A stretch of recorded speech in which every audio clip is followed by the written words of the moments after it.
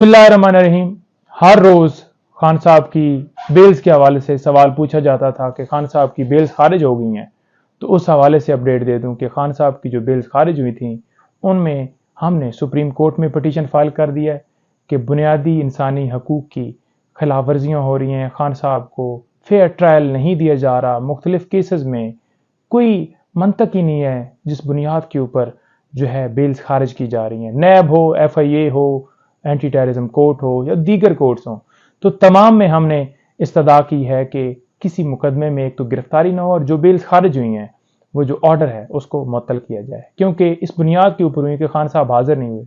तो आमिर फारूक साहब की जजमेंट है जिसमें वाज़ह तौर पर ये कहा गया है कि वीडियो लिंक के जरिए हाजिरी लगाई जा सकती है बेल स्टेज पर। तो हाजिरी उनकी लगाई जा सकती थी या उन्हें तलब किया जा सकता था, जो कि नहीं किया गया। तो लिहाजा हमारी जो इस्तदा है वहाँ पर वो कबूल होगी और खान साहब की तमाम मुकदमात जो कि आगे नामजद होने वाले हैं गिरफ्तारी से रोकने की हमने इस्तदा की है वो जो मंजूर होगी।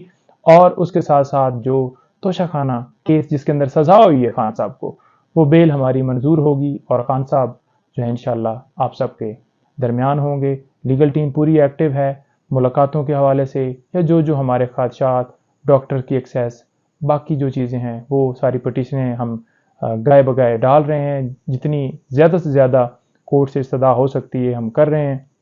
बीबी साहबा की तरफ से भी हमने पटिशन लाहौर हाई कोर्ट में डाली है। हमने बाकायदा तौर पे चीफ जो एडिशनल होम सेक्रेटरी साहब हैं उनको लेटर लिख दिया है और उन्हें कहा है कि जो है उनको बाकायदा तौर पर मिलने की इजाज़त दी जाए और ख़ुराक के हवाले से भी हमने कहा है कि महफूज खाना जो उनके घर का है वो दिया जाए और दीगर गुजारिशात भी की हैं दरख्वास्त के अंदर।